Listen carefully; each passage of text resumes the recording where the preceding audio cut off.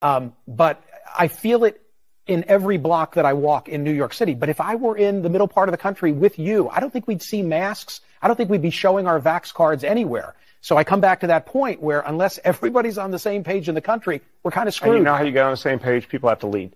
So look, I believe with enough leadership, enough mandates, we're going to get a hell of a lot more people vaccinated.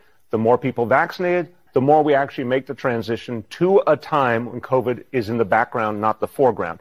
And we know these mandates work, and we know people respond. Look, human beings are pretty predictable. If you say your paycheck depends on it, or your ability to enjoy life and go do the things you want to do, people will make the practical decision overwhelmingly, and they'll go get vaccinated. But we aren't pushing hard enough. We got to go farther. And we know these mandates work, and we know people respond. Look, human beings are pretty predictable. If you say your paycheck depends on it, or your ability to enjoy life and go do the things you want to do, people will make the practical decision overwhelmingly, and they'll go get vaccinated. But we aren't pushing hard enough. We got to go farther.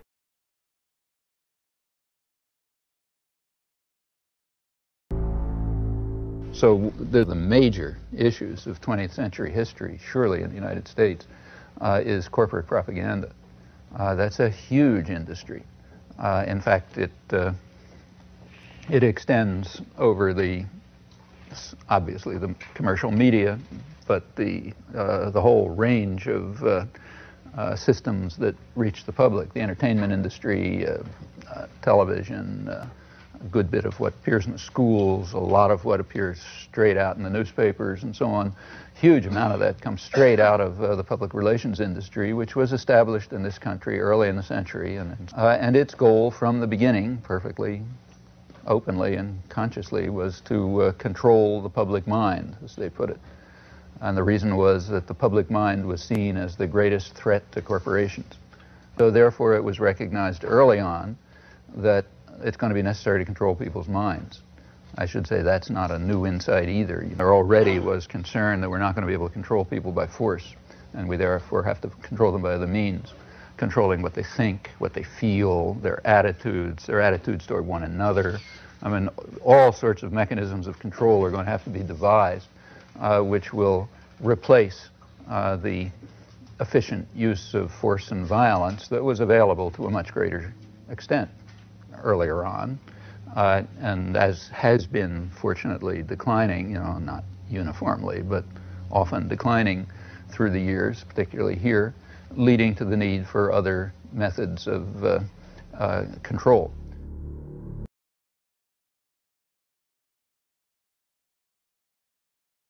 Desmond has done some incredible work on the concept of mass formation. It is my honor and privilege to be joined by him now. Mass formation is a specific kind of group formation which has very specific effects at the level of individual mental functioning. For instance, it tends to make people completely incapable of taking a critical distance of what the group believes in. And in the end, the group starts to believe in the most absurd things. But there is more. For instance, people who are in the grip of a mass formation typically become willing to self-sacrifice. It is as if they are no longer aware of their own personal egoistic interests. And this goes very far as well. People become radically aware to sacrifice everything that was important to them before the mass formation started. And a third characteristic that is extremely important is that people who are in the grip of mass formation typically become radically intolerant for dissonant voices. And in the end, they tend to stigmatize the people that do not go along with them, give them a sign, and then start to commit cruelties towards them, and in the end, try to eliminate or destroy them. And, even more important, or more characteristic, they do so as if it is an ethical duty to do that, to destroy these other people. And they even become radically aggressive and intolerant towards the people they used to love very much before the mass formation. But it's typical for all mass formations, whether we are talking about the Crusades, or about the witch hunts, or about the French Revolution, or about the rise of the Soviet Union or Nazi Germany, all typical examples, historical examples of mass formation. Every time we see this very typical characteristic that in the end, people start to commit cruelties to everyone, even the people they loved very much before the mass formation, and they do so as if it is an ethical duty to do so. As you said, intelligence doesn't protect you from mass formation, not at all. And the level of education is even a counterindication. The higher the level of education, the more vulnerable for mass formation. That has been observed in the 19th century and 20th century, and we see it again now.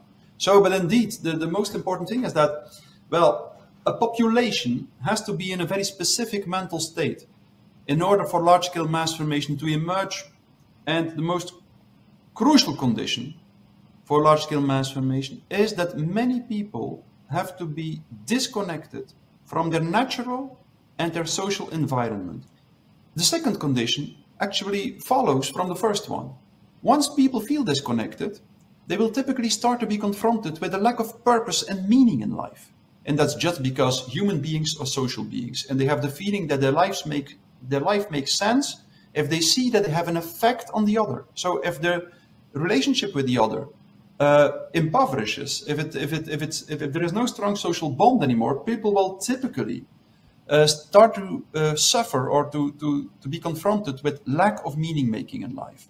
The third condition is that when people are in this state of disconnectedness and lack of meaning making, they will typically be confronted with so-called free-floating or freely floating anxiety, frustration and aggression.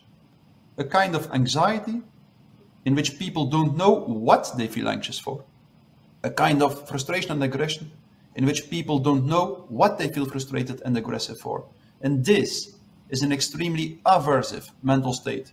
Because if you feel anxious and you don't know what you feel anxious for, you feel completely out of control. You feel as if you cannot control your anxiety just because you don't know what you're anxious for.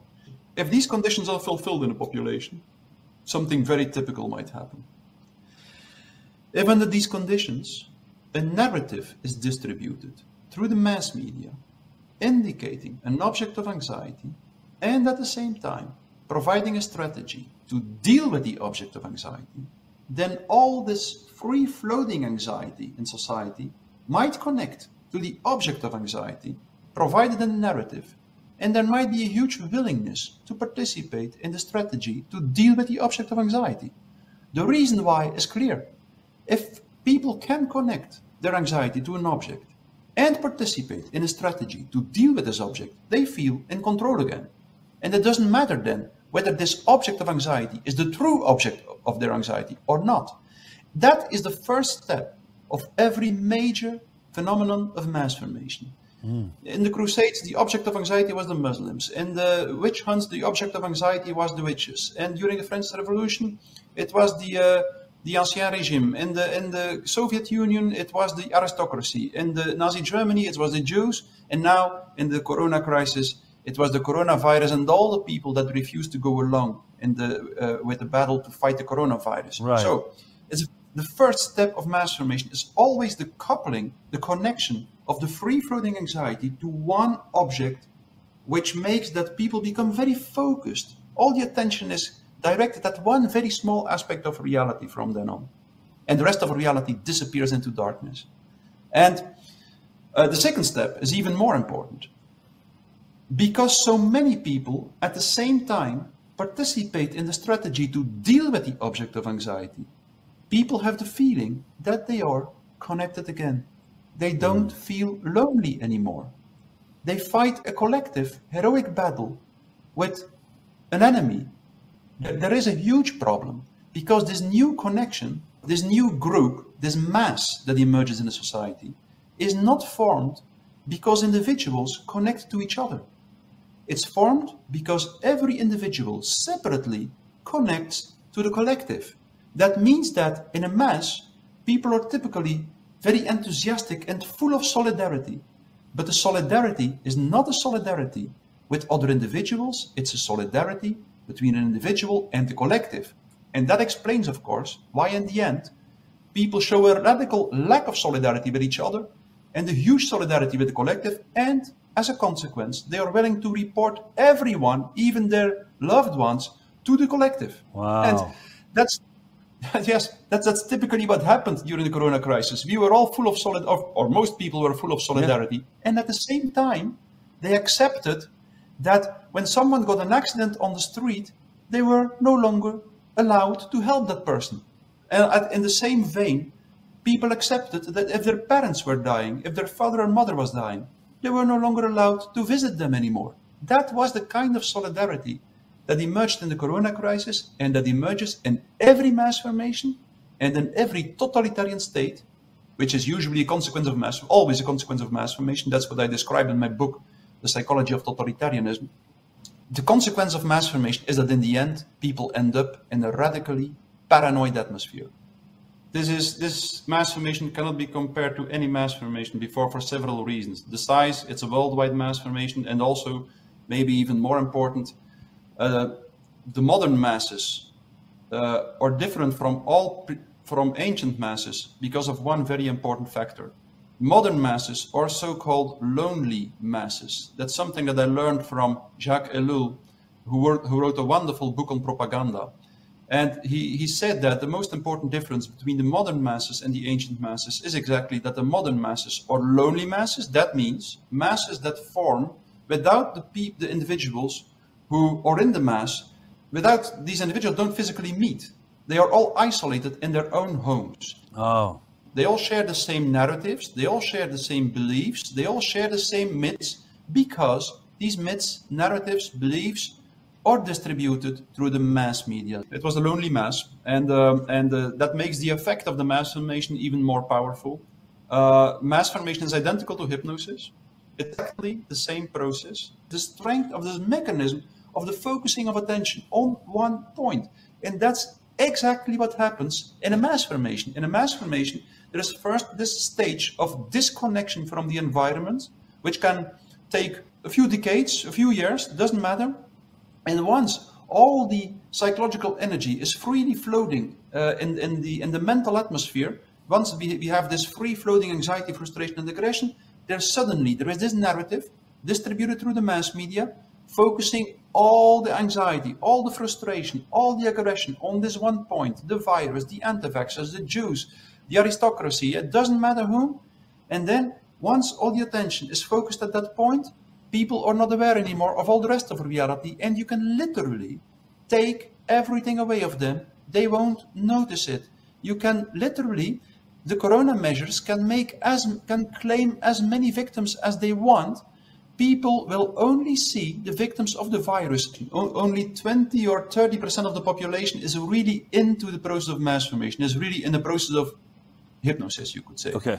Okay. The rest of the population, 60 or 70, 75%, knows that there is something wrong with the narrative, feels that there is something wrong, but they just don't go against the masses because they prefer the comfort of remaining silent, and they think that everything will change if they just remain silent. And there is only a small minority of the people who knows that there is something wrong with the narrative, who really sees what is happening, and who also decides to speak out and to go against the masses. And it's this group that is crucial. This group is crucial.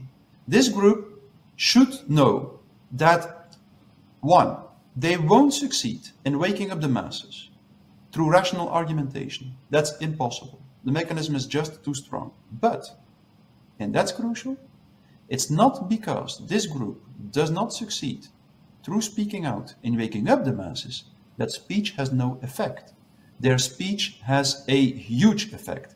It constantly disturbs the process of mass formation, constantly disrupts it, and it makes sure the speech of the dissonant voice, the sound of a dissonant voice, makes sure that the process of mass formation is constantly disturbed.